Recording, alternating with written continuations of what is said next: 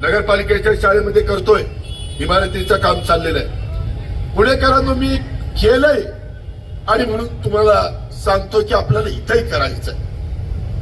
इथल्यांनी केलं नाही म्हणून बदल हवाय, म्हणून गड्यात, म्हणून तुतारी, हे आपल्याला उद्याच्याला करायचंय. मी आज जाहीर केलंय की पुण्याच्या ट्रॅफिकवर मार्ग काढण्याच्या करता मेट्रो आणि त्या ठिकाणी PMPML हे मोफत. काही जण काय करतात, 75 वर्षाच्या लोकांना मोफत, दिव्यांगांना मोफत, आमच्या शाळेतल्या मुलींना मोफत. मग बाकीचे थोडेच राहिले ना, सगळ्यांनाच करायचे. आणि तुम्ही कदाचित पुणेकर मला हे काय सांगतोय, आला काहीतरी चंद्रावर गेलंय का काय? काही नाही, अतिशय व्यवस्थित शुद्धीवर आहे, शुद्धीवर आहे. टाकाटाकी नाही केली, अजून सवय पण नाही, थेंबालाही शिवलो नाही. साधू संतांच्या विचाराने पुढे चाललोय. एक मायचा लाल तुम्ही सांगितलं ना की अजित पवारला इथं काहीतरी वेडवाकडे पिताना पाहिलं, त्याला म्हणेल ते ऐकेल, एवढा मी निर्व्यसनी आहे. आणि दुसऱ्यांनी पिळलेलं पण मला आवडत नाही, आणि त्याच्यात खातं एक्साईजचं मला दिलंय. काय मित्रांनो, तुम्हाला मी सांगतो, आता आपल्या इथं 30 लाख वाहनं, मी रेकॉर्ड काढलंय. मी पालकमंत्री असल्यावर सगळ्या गोष्टी बारकाईने ह्या महानगरपालिकेच्या निवडणुकीमध्ये उतरायचं. चांगले अनुभवी नव्या दमाचे आमचे पुरुष आणि स्त्रियांना घेऊन उतरायचं, ते मी आलेलो आहे. मी तुमच्या करता, पुढं तुमचं माझं आहे. बाहेरचे लोक येतील तेवढं पुरतं सांगतील, निघून जातील. अरे हा पवार दर आठवड्याला पुण्यात असेल, काळजी करू नका. आज मी आपल्याला सांगतो की 30 लाख वाहनं पुण्यामध्ये, त्यापैकी 15 लाख वाहनं रोज आपल्या पुण्याच्या परिसरामध्ये रस्त्यावर असतात. वाहतुकीची कोंडी होतीये. जिथं माग आपण 20 मिनिटात पोहोचायचो तिथे 1 तास जातोय, सव्वा तास जातोय. आणि त्याच्यामुळं पेट्रोल डिझेल जास्त जळतंय. 15 लाख वाहनांचं अर्धा लिटरच पेट्रोल आणि अर्धा लिटर डिझेल जास्त जळालं तर 50 रुपयाप्रमाणे 15 लाख वाहनांचं दिवसभराचं काढलंय 7.5 कोटी रुपये होतात रोज.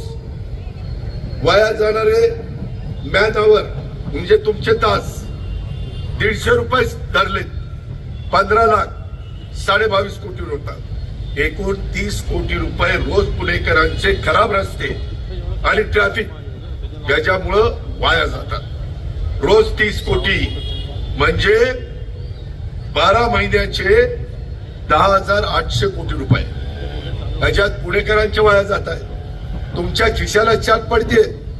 पुरी इथं असेल तर माझी त्यांच्याशी चर्चा करायची तयारी आहे. हा सूर्य हा जयत्रथ. यामध्ये मला सांगा की हे जर बंद करायचं असेल, एवढी वाहनं आपल्याला कंट्रोलमध्ये आणायची असतील, त्या वाहनांचं प्रदूषण कमी करायचं असेल तर प्रदूषण मुक्त वाहनात आम्हाला तुम्हाला द्यायचं आहे.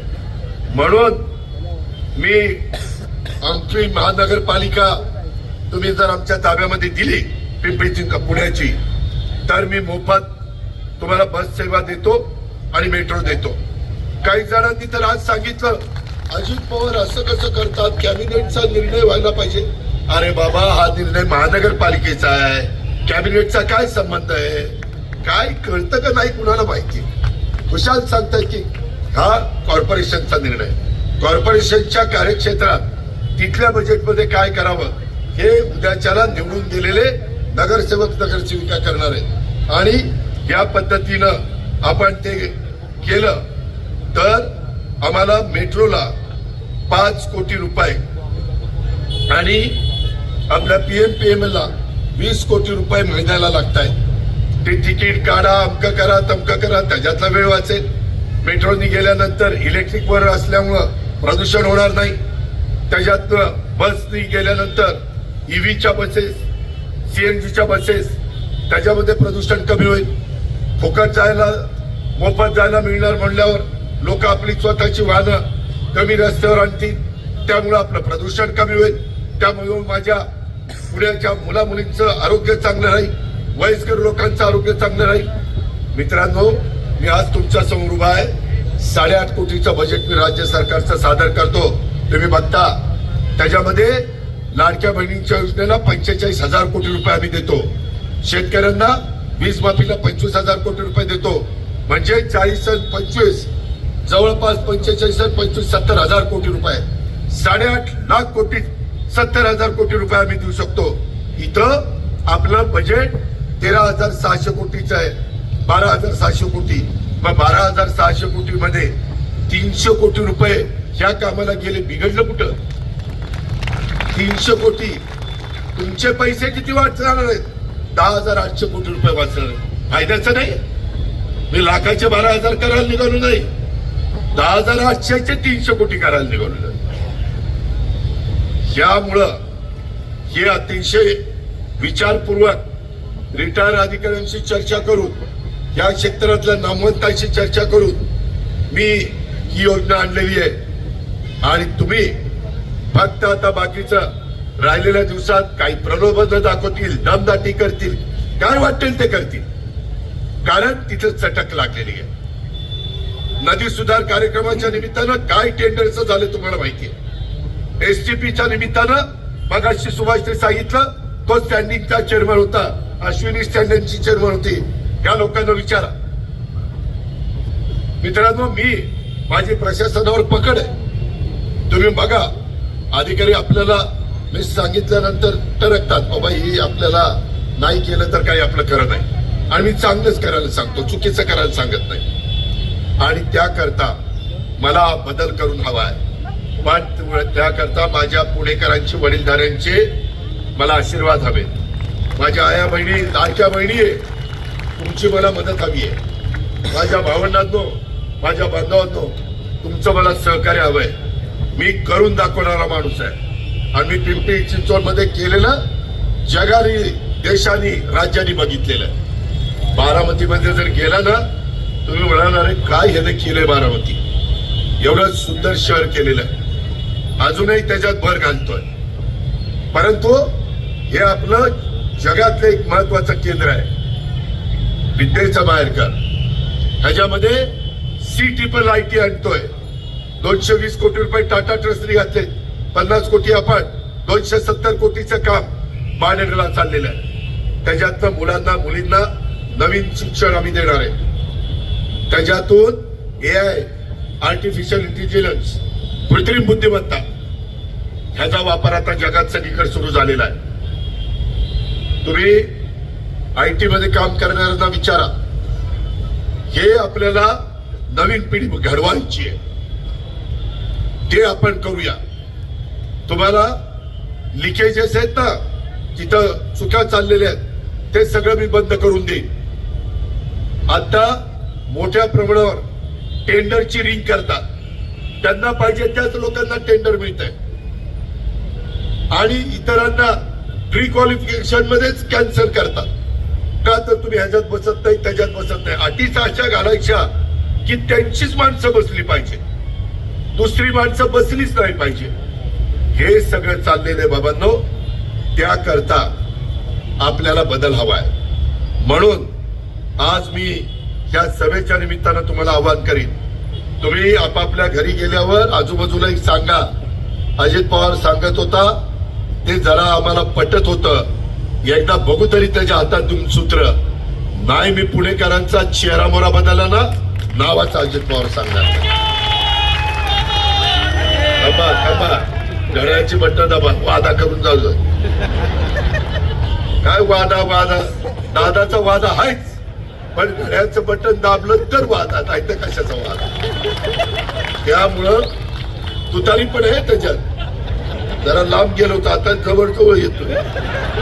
त्यामध्ये बऱ्याच जणांच्या मनात येते व्हावं, बघू बघू. त्यामध्ये मित्रांनो आपण मार्ग काढू. आपल्याला सुसंस्कृतपणा दाखवायचा आहे. आपल्याला दादागिरी, गुंडगिरी, दहशत ज्यांची चालू आहे ना, ते मोडून काढायचं आहे. माझ्या लाडक्या बहिणींना रात्री अपरात्री काही प्रसंगाला बाहेर जायचा तरी तिला सुरक्षित वाटलं पाहिजे. आणि जे कायदा हातात घेऊन चुका करण्याचा प्रयत्न करतायत त्यांना योग्य शासन करायचंय. त्याच्यामध्ये कुठलाही राजकीय हस्तक्षेप होऊन द्यायचा नाही. आता हे सगळं केल्यावर आज मी प्रेस घेतल्यावर असे का माझ्यावर सगळे तुटून पडलेत, पण मी मला एकटा समजत नाही. आजचे पुणेकर माझ्या बरोबर आहेत. मी कुणाच्या भावाला घाबरत नाही. फक्त तुमची सगळ्यांची साथ हवी आहे. त्यामध्ये आपण आपल्या सगळ्यांचं भलं करू, कारण आपल्या सर्वांचं पुणे आहे. बाहेरून उद्देश करणाऱ्यांचं पुणे नाहीये, आपलं पुणे. आपलं ते आपलंच असतं. या गोष्टीचा विचार आपण करा. आणि या सगळ्या वाहतुकीची कोंडी याच्यामुळे घटणार आहे. खासगी वाहनांचा वापर कमी होणार आहे. वायू प्रदूषणात लक्षणीय घट होणार आहे. वेळ, इंधन, आर्थिक संसाधनाची बचत होणार आहे. सामाजिक समता आणि समावेशक शहर विकास होणार आहे. मोफत सार्वजनिक परिवहन हे केवळ सामाजिक कल्याणाचं साधन नाही, तर ते वाहतूक व्यवस्थापनाचं प्रभारी धोरण आहे. आणि ते जगामध्ये अनेक ठिकाणी केलं जातं. त्यामध्ये आपण काही काळजी करू नका. अतिशय व्यवस्थित त्याला शिस्त लावली जाईल. त्यामध्ये आपलं उत्पन्न वाढवलं जाईल. आपल्यामध्ये ज्या काही अडचणी आहेत त्या त्याच्यातनं दूर केल्या जातील.